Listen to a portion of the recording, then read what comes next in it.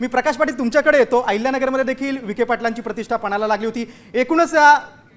एकूणच तुम्ही या निवडणुकीकडे कसं बघताय?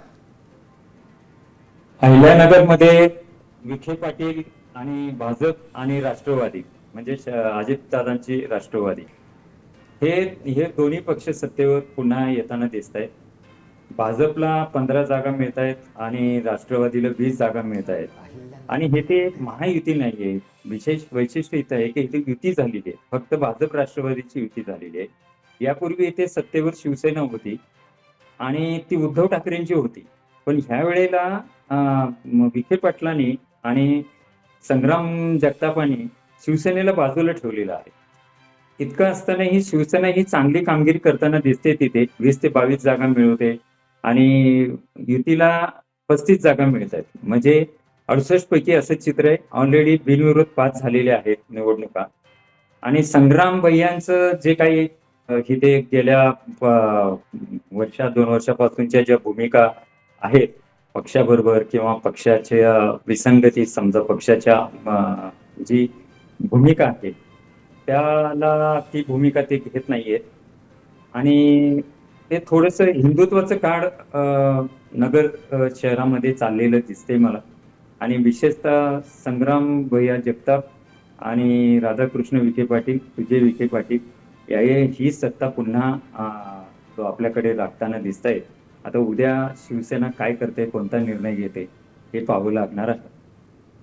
प्रकाशजी, मुख्यतः नगरमध्ये आपण जर विचार केला तर मधल्या काळामध्ये छत्रपती संभाजीराजे यांच्यावरून ज्या स्वरूपाचं राजकारण महाराष्ट्राच्या राजकारणात बघायला मिळालं त्याचा परिणाम नगरच्या राजकारणावर होताना पाहायला मिळतो का? अहिल्या देवींच्या नावाचा वापर हा मुख्यतः राजकीय घटनाक्रमासाठी केला गेला, मग अगदी नाव बदलण्यापासून केला गेला.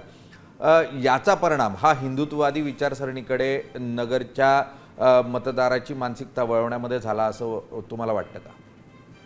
नाही, औरंगाबादचं जेव्हा छत्रपती संभाजीनगर नामांतर होते तसं अहिल्यानगर पण झाला तर अर्धा निश्चित त्याचा परिणाम होतो.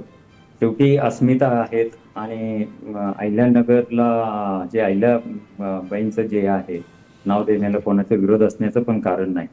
आणि हे नाव किंवा त्यासाठी विखे पाटील स्वतः आग्रही होते आणि ते नामांतर नगरचं झालेलं आहे. आता काही मंडळी ह्या नावाला पण विरोध करत आहेत, पण तसं काही होणार नाही भविष्यामध्ये, कारण केंद्रानेच आता तसा निर्णय घेतलेला आहे.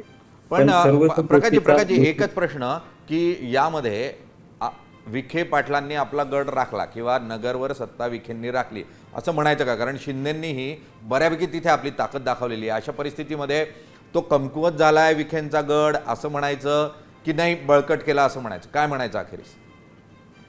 नाही, शहरामध्ये राष्ट्रवादीचीच ताकद आहे पहिल्यापासून. अरुण काका जगताप असेल तेव्हापासून असेल किंवा आता संग्रामभाई नेतृत्व करतायत. भाजपचं तसं फार प्रभाव नाहीये आणि राष्ट्रवादी नेहमीच भाजपला आता घेऊन चाललेली आहे. आणि विखेनी जवळजवळ संग्राम भैयांना हे शहर देऊनच टाकलेलं आहे. दोघांमध्ये ऍडजस्टमेंट आहेत, ते एकमेकांना मदत करतात. मग ती निवडणूक लोकसभेची असो नाही तर महापालिकेची असो किंवा कुठल्याही निवडणूक असो. पाटील सर, माझा एक महत्त्वाचा प्रश्न आहे. राजकारण करतायत असं मला दिसतंय सर.